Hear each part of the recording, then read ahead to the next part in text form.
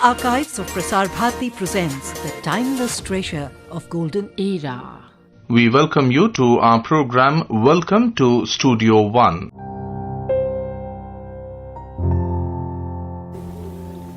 Hello friends, I, Navin Gulia, a disabled ex-soldier of the Indian Army, an adventure sportsman, a writer, poet, an activist and an orator, am making an attempt to present my views on different topics.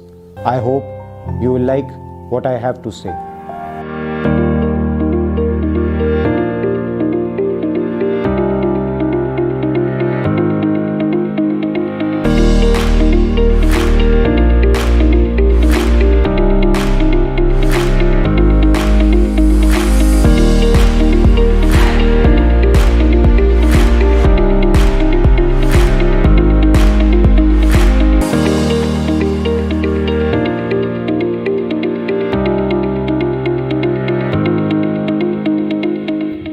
A young, energetic 18-year-old in the prime of his life, due to a freak accident, lost the use of his limbs. Medically termed as a quadriplegic, he turned his perceived disability into an opportunity to discover his abilities, his deeper, stronger and higher self.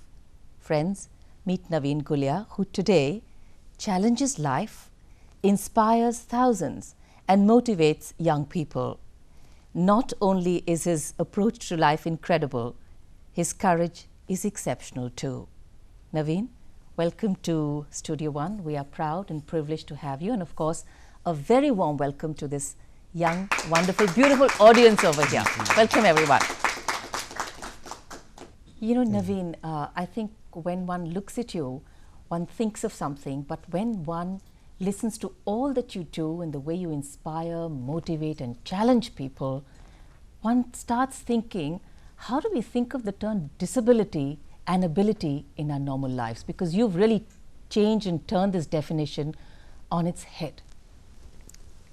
See, we all are disabled in some ways. Most of us cannot stitch our own dresses. A large majority of us cannot cook our own food. A lot of us cannot drive. So, we all have disabilities of different kinds. I have a disability which might be a little more unique, but then we all have different disabilities. So, it is just the challenge, and I do not look at it as a disability. It is just some of the challenges that we face in our lives, and anybody or any person that you know of or that you can read of in history or in current context as well. The people who are known to have achieved something are people who faced some challenges. Right. So, this disability plays that role for me. It was not out of my choice that I got it, but it was my choice to face it on my terms. So, this very, very accepting way that you have, I think when you're young and suddenly disability and that also this magnitude strikes you, very often the first thing that we look at is depression and why did it have to be me? But how did you manage to turn that around and look at the optimism and the opportunity in this? See, the depression, the frustration, the helplessness, that happens because most of us tend to not look at the reality of this world. The reality of this world is not available for argument. The reality exists, whether you accept it, whether you do not accept it. Truth cannot be, argued about. It just exists. The reality of this world is that we are transitional. Everything is transitional. Our health is transitional. The conditions, are being here or not being here. Everything is transitional in this life. So, why don't we accept that reality and live with that reality, rather than live in a make-believe world? So, I always lived with that reality, having decided to join the army, having decided to join the special forces, having decided to take part in adventure sports. I was taking risks in life, and I knew things could go wrong at any point of time. Whether even if I would not have made those choices, they could have still gone wrong. So, I was more accepting towards having to face losses in my life. I knew that they are part of life. So, that made it more acceptable for me. And the question, why did it happen to me, which a lot of religions have been created to try and answer that question. Why does it happen to us? Why did it happen to me? Why would it not happen to me? Why am I the chosen one? Why was I believing that I was very special, sent by God, who will not have to face some problems in his life? If people are dying in places, if people are suffering in places, people are suffering much more than me, I have hardly faced anything. So, why was I so naive to believe that I will not have to face such things in my life? So, I was always, yes, the physical part, the difficulty part, it is okay, pain is okay, pain will happen in life, I have no problems with pain. So, that is why I was more accepting towards it. Right. So, in the Indian Army, you were a young officer in the making, and before life could unfold and fructify, this happened. And at that particular point of time, you were also given this offer of a life of security, because the army had promised you a certain sense of security and some kind of an engagement.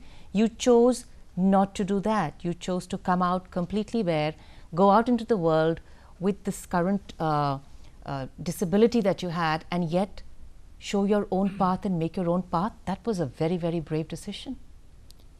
See, we tend to give priority to, I do not know whether I should say wrong things, but things which should not get that kind of priority. Like if during my days of training in the army, the best thing that I could learn, I could imbibe was the attitude, and I was not going to compromise on that attitude by accepting some pension and some things, some facilities.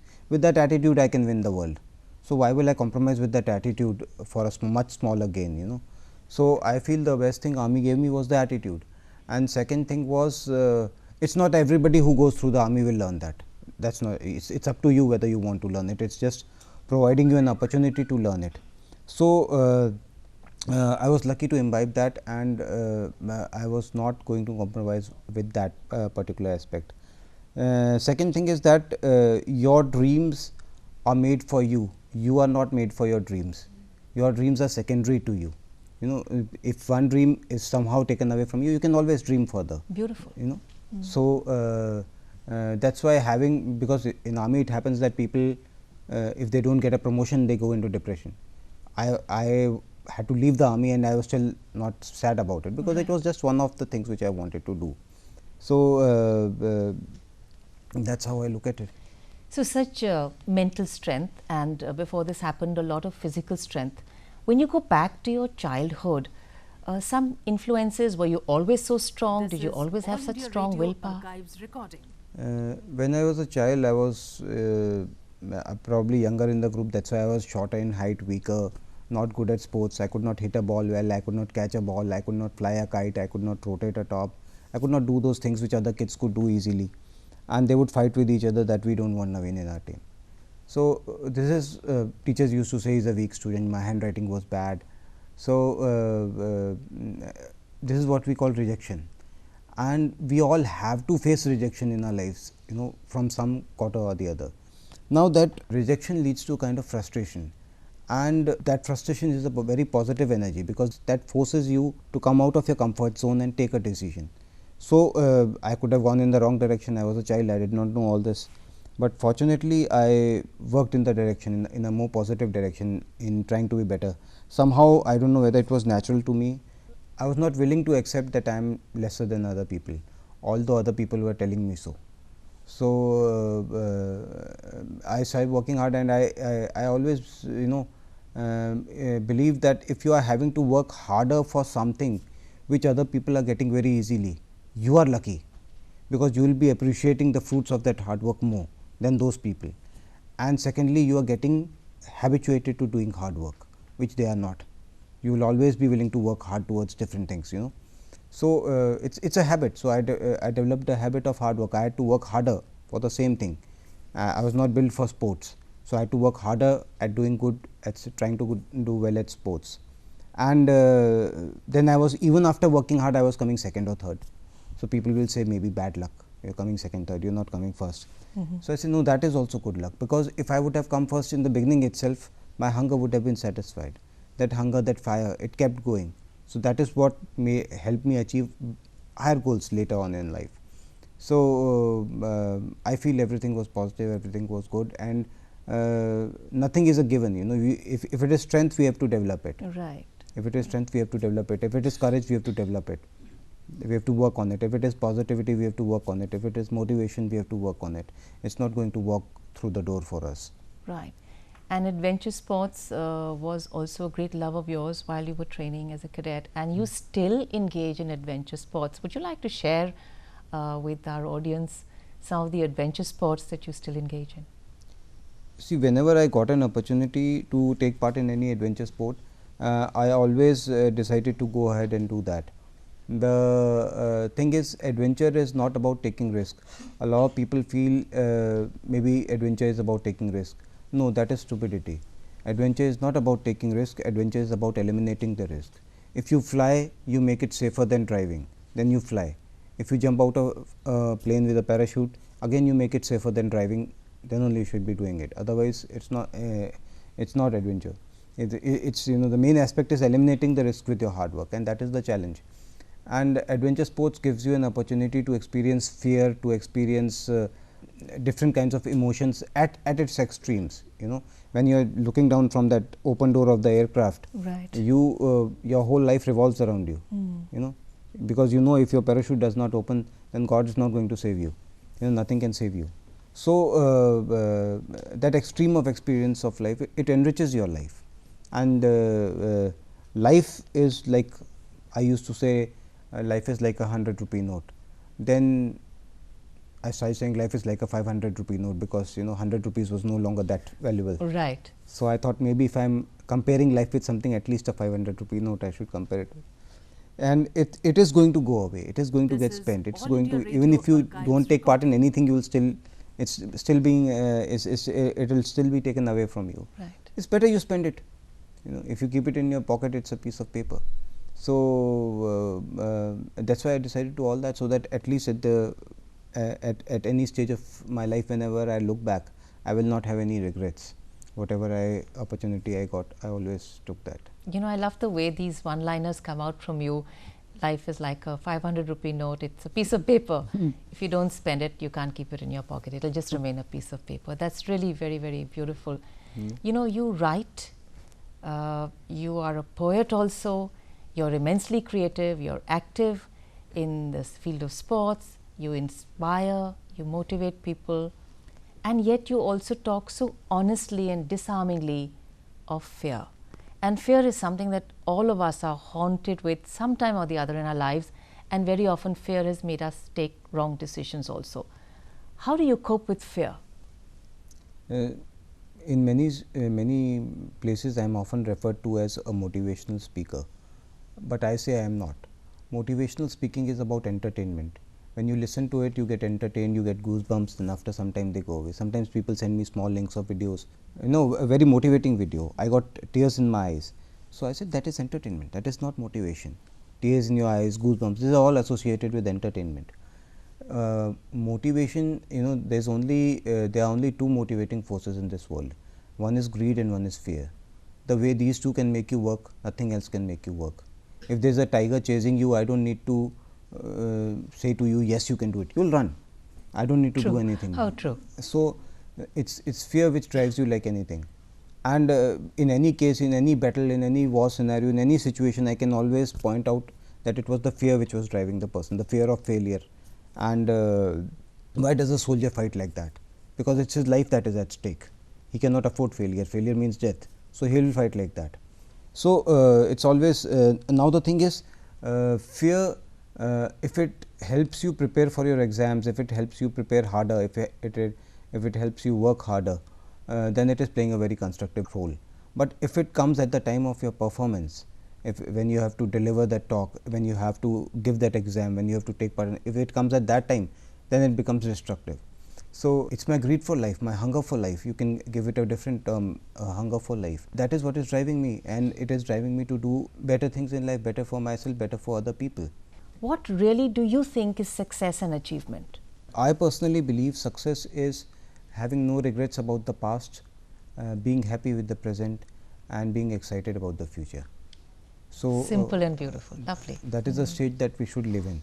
And what happens is there is this, I think it's a couplet by Kabir, that he says that bird goes towards the smoke thinking it's a cloud, and its eyes are hurt. So what happens is we are chasing things which if we see, we can very evidently see that they are never the cause of happiness. Like money. the more you have, more problems you have. If you don't have money, you know where you are going to have food, what you are going to get in dinner, where you are going to sleep, you know everything. The moment you have money, you start thinking, where should I go? And then it starts creating problems for you, because lot of options come in your life. Right. Then to deal with them becomes a problem. To deal with fame becomes a problem. So, like I say, failure can harm you a little, but success can destroy you.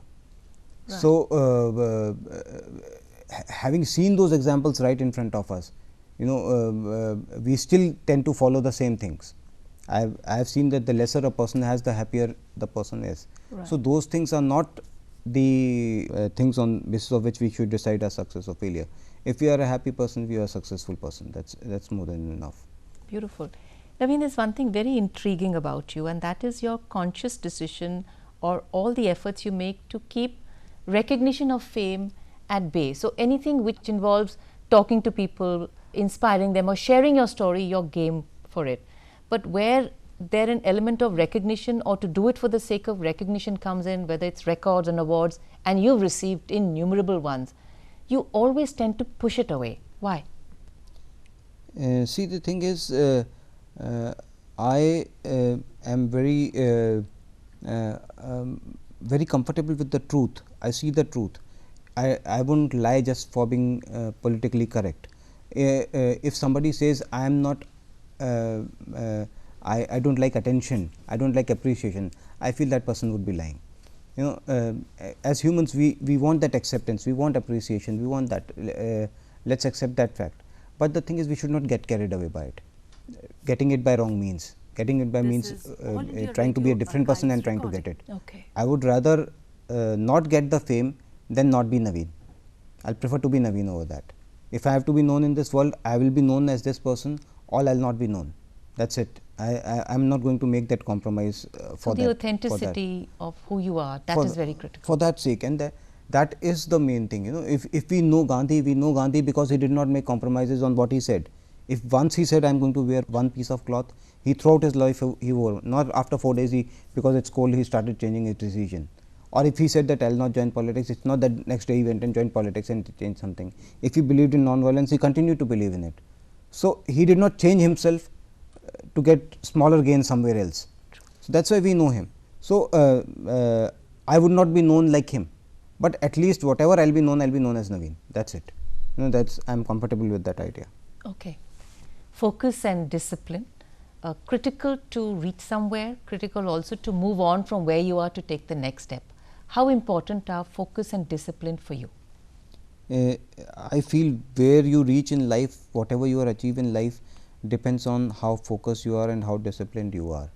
And the thing is, we have so many things running in our mind. 90% of those things, or 95%, a vast majority of those things have no significance. So, we have to remove those things. We are thinking about people, what people said, who did, what way. I have no concern to that. Even things we are not concerned about, we are bothered about them. We should not be. Remove them from your mind. I don't think about food. I have a very specific choice of food, I take that. Simple. Or what is available. I have one choice of dress, I wear that itself. I have one tailor who has my measurement, I just have to call him and tell him prepare 2 more. So, I do not have to think about food, I do not have to think about dress, fashion, other things, people. I do not attend marriages, social family function thing, I do not attend. So, you have decluttered your life. Yeah, I have removed all that. So, I have so much space to think and focus on what I am doing, because it is not possible for you to do all of that and then do your work. It is not possible. So, focus and discipline is the key to whatever you want to achieve in your life. Right. So, coming to a real world challenge, and particularly not only young people, middle aged, even a little older than that, constantly distracted by something or the other, whether it's this little, you can say God or devil in your pocket, which is your mobile phone, which tends to dominate our lives. There are 20 things which are distracting us all the time. And we say it's okay intellectually to believe that I need to focus, but the reality takes you away from focus and discipline. What are some things that we can really build into our life to ensure that some elements of these two remain? See, the thing is, we used to see those science fiction movies in which the machines finally became so intelligent that they took on man, in a war. True. The thing is, that has become true today. only the machines adopted a different way than we accepted and we expected them to achieve. That is in the form of these gadgets, and our lives have become ruled by these gadgets without we even realizing it. I switch off my phone when I sleep, when I am bathing, when I am getting ready, I am resting, I switch off my phone. I am not the fire brigade, I am not the doctor, nobody needs to contact me in an emergency. I am not a very important person in this world. And God is definitely not going to call at night. Yeah. Okay. So, I can afford to switch it off, and we have to remove this, because most of our conversations with people, most of that conversation is not meaningful. We are not learning anything from it. We can talk about it, spend our time doing it, but we are not learning anything from it. If there is something to learn from it, then maybe that conversation is meaningful. People ask me, how are you? I say, don't waste the time in that. When I am not well, I will tell you, let us do something else. Because every time you ask, so much of time is wasted in asking that itself. Right, right. So, a lot of that conversation is it's not purposeful, it's not adding to your existence. So, the only way we can get away from it is just put it away and focus on doing the small things that we want to do. So, I like this bit about how you say cut away the frills. Again comes to your 500 rupee note analogy, which says that every paisa of that 500 rupee is important, every moment is important. I don't want to waste it in meaningless platitudes. Exactly. Even people we think about, I say, it's a reality that the enemy you choose, gradually you start becoming like that enemy. So, the person you in your mind, the person you choose to be in your mind should be of some caliber. You should think about Buddha, about Kabir, about Nanak, about somebody who is something more. Because you are giving him home in your mind. Yes, exactly. Him or her is making a house, so you might as well put some very beautiful thing there. How well said. So, and it is a reality, it is evident reality that that happens. So, we should be very selective about your enemy is the most significant position that you can assign to somebody. So, who is the enemy in your mind? No, it's see, enemy. Whom have you given place in your mind? I have a couplet which says that the person who wants to be my enemy does not even deserve an answer from me. Why should I give him that significance? So, whom are the friends and whom are the ideals that you have in your head? It's enemy, detractor, competitor. These are similar terms, same, more or less the same terms. So, if I have to choose competition, I would rather compete with Buddha, Kabir or Nanak. It's not in an arrogant way that I am saying. I am saying at least I am learning from them. If I am competing somebody who is thinking at a very petty political level, then I will fall down to that level. So, I better compete with them. If I do not reach till there, at least I will reach till some place. So, I would rather give importance to those people in my life. But also one purpose was to allow this audience to interact with you, and they are all waiting. We have a live audience over here, and I am sure there are questions.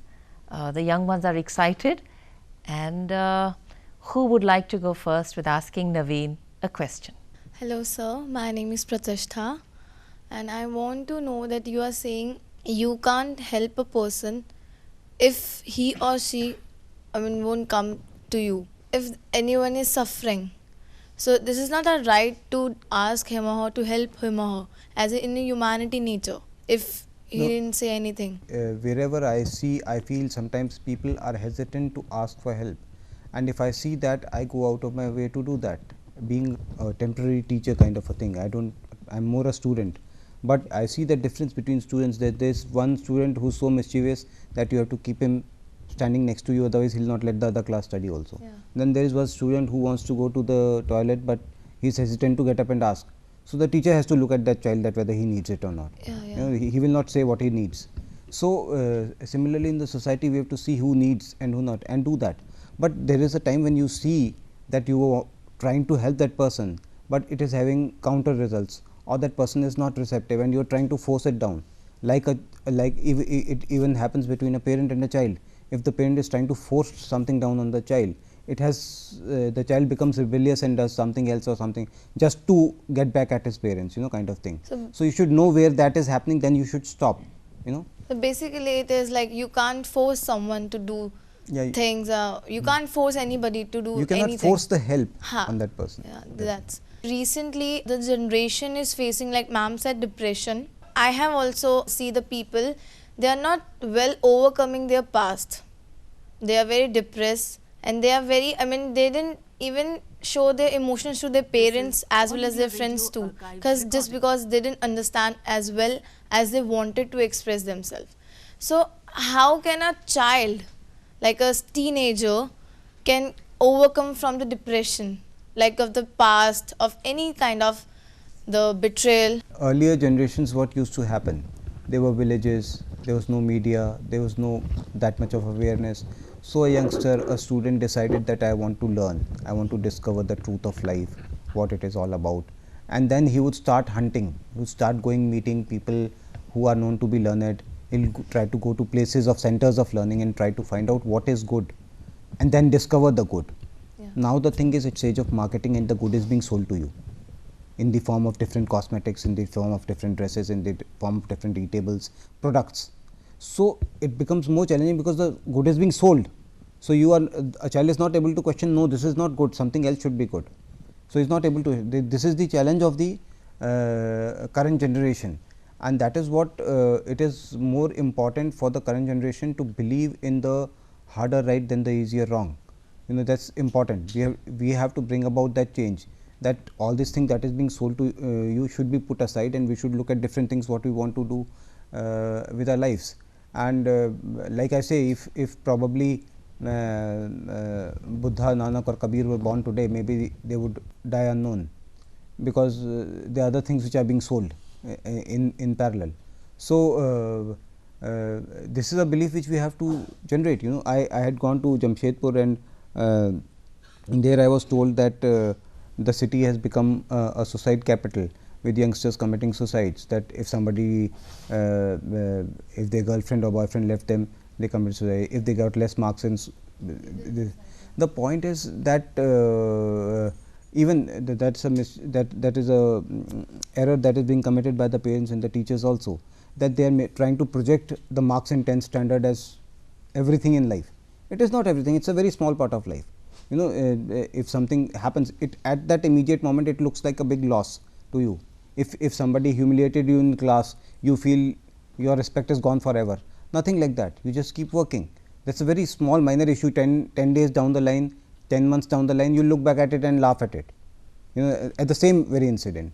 So that is what we should see, that these are very small incidents in life, and if we keep our consistency towards our goal, nobody can be 100% consistent. We go a little left or little right or something, but a general direction should be there, and we will be able to achieve sufficient with our lives, and you know, be very happy with our lives. That should these are just very small minor. Nothing is more important than you, nothing is more important than your happiness, nothing. You know, that is your moksha, that is your salvation, that's your everything. So other things should not have the right to take it away from you. So what if somebody feels you are, you know, feels you are not good? It's okay, they have a right to feel. Thank you.